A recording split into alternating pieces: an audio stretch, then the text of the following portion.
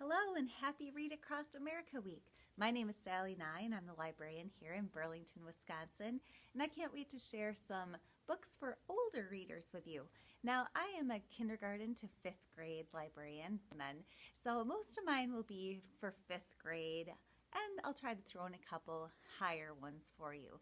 To start with, I know that our readers right now are having a little less stamina than usual, and they kind of get stuck in different places. So I've tried to find some books today that are going to fit in those categories that they're reading and try to expand them past it just a little bit. One of those places I know kids are reading is Harry Potter. My 5th graders right now are reading the whole series and they're loving Harry Potter, which is fantastic. They're well written, they really bring them into the world, but once they finish, they go, "But Mrs. Nye, what's next?" So here's some books that they can go to once they finish Harry Potter. So if they have not picked up Nevermore yet, this is a fantastic series about Morrigan Crow. In our beginning scene, we have her running for her life and people trying to hunt her down and kill her. She is saved and taken to a magic school over in a different realm. So it's very magical. We get that magical school, but she finds out she's more in that Slytherin camp than people would like. She's more powerful than people would like, and so she's not really fitting into that new world that she's discovering. And there's people trying to hone those powers of her. So there's 3 books in the series right now. It's a fantastic book to go to after Harry Potter, and kids really get excited about this one. Another series that I'm sure you've heard of is Percy Jackson. If they really like those mythology creatures from Harry Potter, if they really like that action, Percy Jackson is really fun. And Rick Riordan, you can't go wrong with any of his. For our older readers, Magnus Chase is a series of his that talks about the Norse gods. For readers a little bit younger, like 5th grade, the Red Pyramid series about the Egyptian gods he writes. And now he has the Rick Riordan Presents, because he feels like he's not comfortable going into some other cultures and using the appropriation of voice. He wants authentic authors that know those cultures and feel comfortable writing about it to present them themselves. So this is one of my favorite of the Rick Riordan Presents. Sal and Gabby Break the Universe. This is a really fun ride. It has a lot of magical moments and a lot of heart to it as well. So I can't wait to read the next one of these. Sal and Gabby is an excellent book. For kids that like Percy Jackson, there is a graphic novel version. There's also the Heroes of Olympus when we start mixing up the Roman and the Greek gods, which is my absolute favorite series of his. So a lot of great things to look at for Rick Riordan. And if they're interested in getting into more Chinese culture, Grace Lin has the most fabulous chapter books. When the Sea Turned to Silver, Where the Mountain Meets the Moon. They are just beautiful stories that have a lot of culture, a lot of stories, a lot of dragons and mythology. Just very fantastical and beautiful. I didn't expect to love these as much as I did, and so I hope your children will love them as much. Another place to go, Fablehaven. Some kids turn up at their grandparents' backyard and they're going to stay there, and they realize that there's a lot more than they expected. We meet a lot of very interesting creatures. My son actually is so hooked on Land of Stories. He likes it more than Harry Potter, and he's a diehard Harry Potter fan. This is diving into the books of fairy tales, so we get to meet all those fun fairy tale characters in the Land of Stories.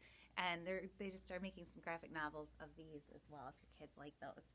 So be sure to check out all those different fantasy. For our older readers, Dystopian is a very good handoff as well. At this library, I don't have Divergent, Hunger Games, Maze Runner, all those great books that the kids love to go to in that dystopian world. That leads me to another category that's excellent for our older readers. They love reading a book and having a payoff of a movie. So my middle son, is not as big of a reader as my other two.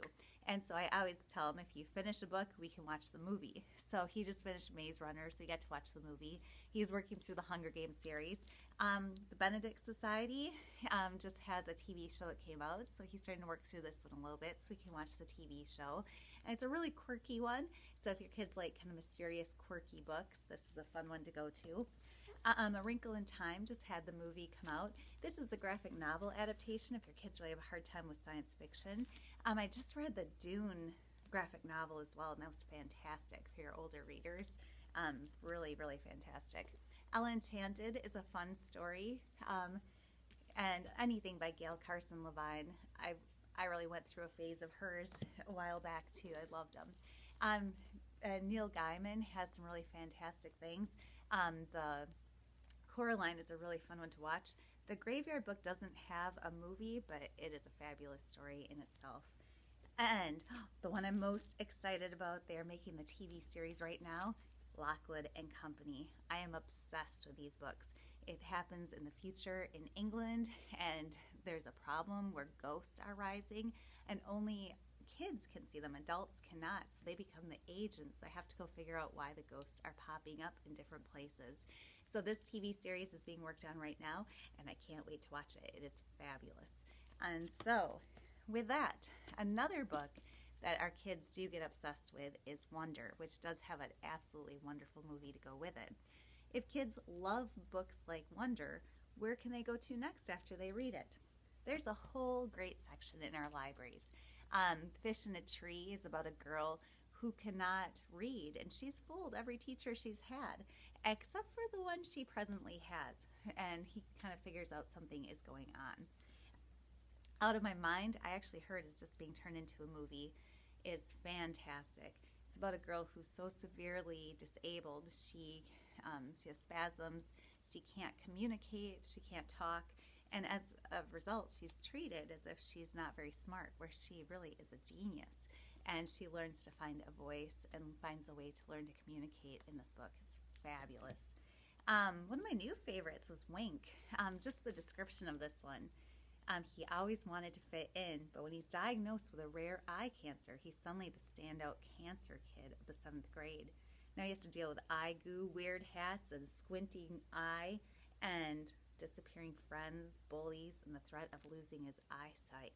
It's kind of Diary of a Wimpy Kid meets a more serious topic. It's a really fabulous book.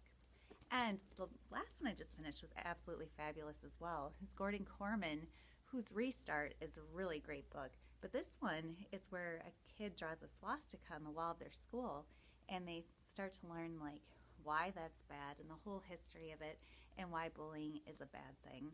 So, some really fabulous things. One more thing I want to mention is don't forget about picture books for your older readers. There are some fabulous picture books out there. I think I mentioned this one for our early readers. I read this to some high schoolers to talk about storytelling not so long ago, and they absolutely love this story. I Want My Hat Back. And it's very surprising and a little dark, so it's a lot of fun to read. Our older readers really love the storytelling of Chris Van Allsburg as well. A lot of them have that tie to Jumanji for the movie, and The Garden of Abdul Ghazazi is a fabulous storytelling. So be sure to look for some of those really fun, rich stories of the picture books that we have. As you go into the storybooks as well, there's some really great history you can teach with picture books. The Wildest Race Ever talks about the first Olympic marathon, and people are hitching rides on cars. It's crazy. It's a really crazy race. It's a really fun history to look at. Did you know that baseballs didn't work right away? They had to figure out how to make them so they would work properly. So there's a guy that figured out how to use some certain type of mud to make the balls work. And one of the new Caldecott winners and Coretta Scott King Award winners, Unspeakable, talks about the Tulsa Race Massacre, and in an easier way to understand and for kids to comprehend and to think about. So there's some really big topics as well. One of the kids' favorites to look at is The Man Who Walked Between the Towers, and just talking about this man who was crazy enough to put out this tightrope and walk between them, and how they aren't there anymore. And it actually was made into a movie itself. This is a fantastic book to look at. Now, we know that sometimes kids don't want to listen to our recommendations. That's why I love Flipgrid. Flipgrid is a great place for kids to go to make recommendations for each other, especially our older readers. So it kind of looks like this. With that, I can click on any of these recommendations and I can learn more about it. So I can see Dahlia here. Hi, I'm Dahlia and I recommend Making Friends. It's a girl named Daniel that has a magic sketchbook and she uses it to create a friend for herself named Madison. All right, and then it just kind of cycles them through the different ones. So next we can see Adams. So that is one place to go where you can have kids recommend for each other. It's really easy to set up and all they have to do is click to record and they are ready to go. I hope you found some resources to help you out today. I hope you have a very happy Read Across America Day. And if you would like another look at some of those resources, check this site out, bit.ly 35FWMSS.